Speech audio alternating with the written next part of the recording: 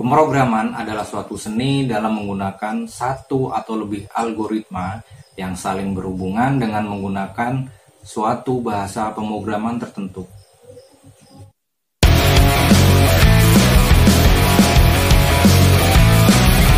Assalamualaikum warahmatullahi wabarakatuh. Selamat datang kembali di channel Teguh Muryanto.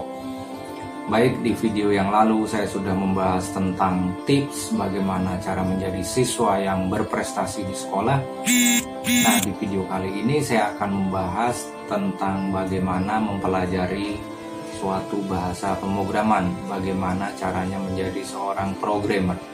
Ya, mungkin yang ada di pikiran Anda untuk menjadi seorang programmer itu sulit atau banyak yang harus dipelajari, tapi saya punya tipsnya agar Anda mudah untuk mempelajari suatu bahasa pemrograman.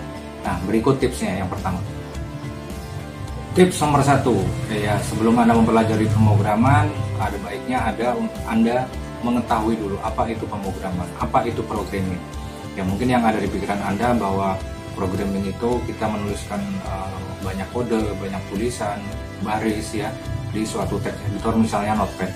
Ya, tapi selain itu, dari penulisan kode itu akan menjadi sebuah aplikasi. Ya, aplikasi itu nantinya akan dimanfaatkan orang atau dipakai orang untuk mengerjakan pekerjaan mereka. Jadi bisa menghemat waktu yang tadinya mungkin dikerjakan secara manual atau menggunakan Excel yang banyak harus melakukan input data. Nanti di aplikasi yang akan kalian buat menggunakan bahasa pemrograman akan lebih efisien. Ya, di samping itu, dari aplikasi-aplikasi yang kalian buat, kalian mungkin bisa membuat kedepannya menjadi perusahaan kecil mungkin yang menampung banyak karyawan untuk membuat aplikasi-aplikasi tertentu yang akan menghasilkan benefit atau keuntungan bagi Anda. Itu tips yang nomor 1. Nah, tips nomor 2, pilihlah dari sekian banyak bahasa pemrograman, pilih yang satu dulu, ya. Jadi saya masih ingat kalau waktu saya kuliah dulu, pertama diajarkan adalah basic, bukan visual basic tapi basic, di mana backgroundnya masih menggunakan blue screen, layar biru seperti di Pascal yang sekarang. Nah, kalau sekarang mungkin sudah ada visual basic, ada VBNet, ya. Kalau dulu visual namanya masih basic, ya, kita menuliskan kode-kode, ya. Kalau sekarang mungkin hampir mirip seperti HTML, ya. Jadi tips nomor 2 adalah pilihlah satu bahasa pemrograman dulu yang Anda kuasai. Ya, misalnya Anda suka dengan PHP atau suka dengan Java. Nah, pilih satu itu, dalamin dulu sampai Anda benar-benar paham, baru kemudian apabila Anda ingin belajar yang lain, silahkan.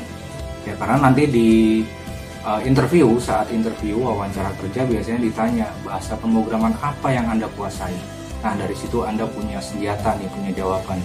Misalnya saya menguasai PHP atau saya menguasai JavaScript. Nah, dari situ akan menjadi poin tambahan saat Anda interview atau wawancara kerja.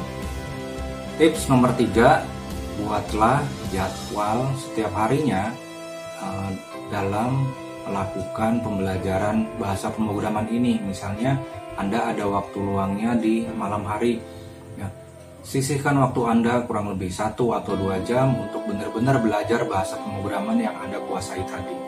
Ya, kalau dalam masih tahap belajar, Anda mungkin 1 atau 2 jam akan terasa lama, tapi begitu Anda sudah hobi, sudah istilahnya kecanduan untuk ngoding, kecanduan untuk di bahasa pemrograman, 2 jam akan terasa sebentar sekali, bahkan mungkin Anda bisa menghabiskan waktu sampai 4 atau 5 jam.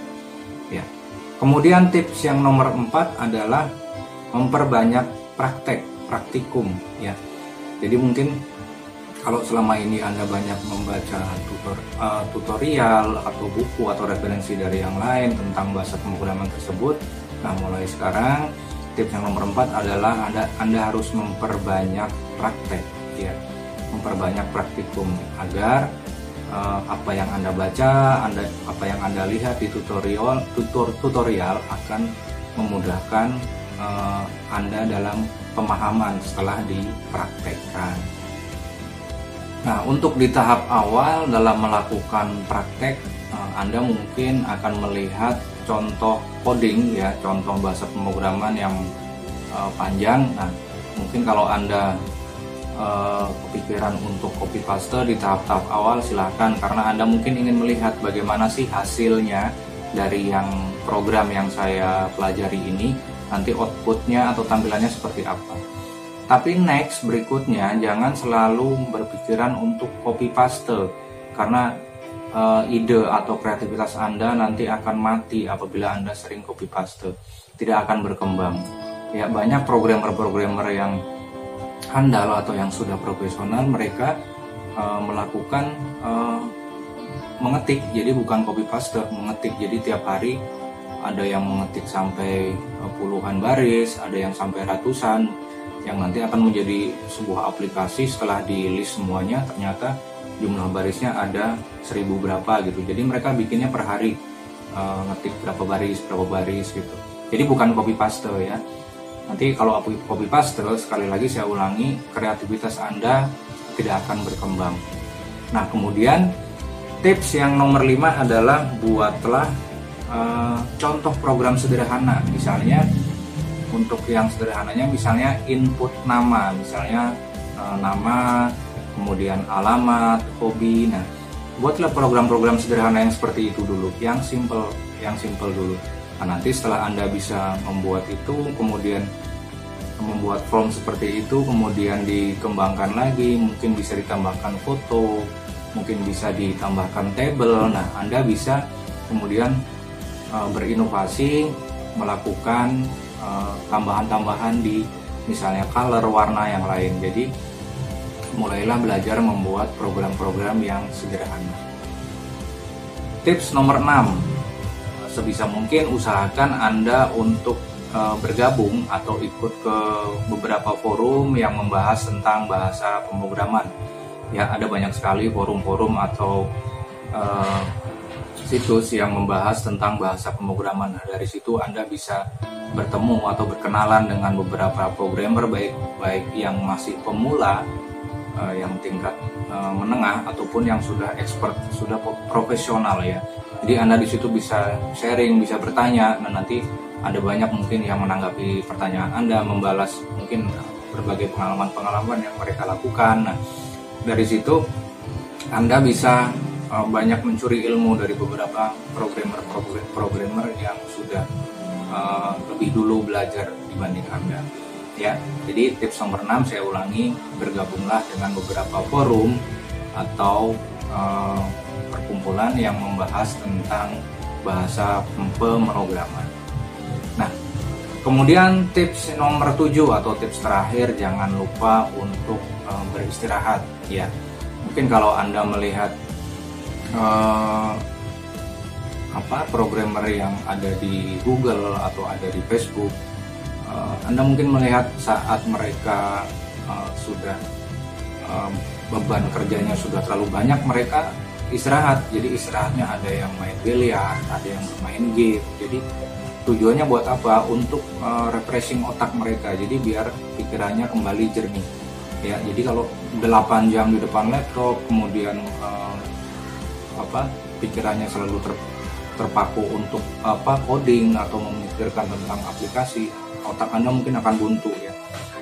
Anda harus banyak refreshing dulu. Jadi setelah Anda refreshing, mungkin minum kopi atau bercanda dengan teman, bermain game, nanti pikiran Anda akan fresh lagi. Ide-ide Anda akan keluar lagi, akan berkembang lagi untuk menyelesaikan aplikasi yang tadi tertunda. Ya. Oke, itu saja yang dapat saya sampaikan untuk Anda barangkali yang ingin belajar bahasa pemrograman. Selamat belajar, semoga bermanfaat. Assalamualaikum warahmatullahi wabarakatuh.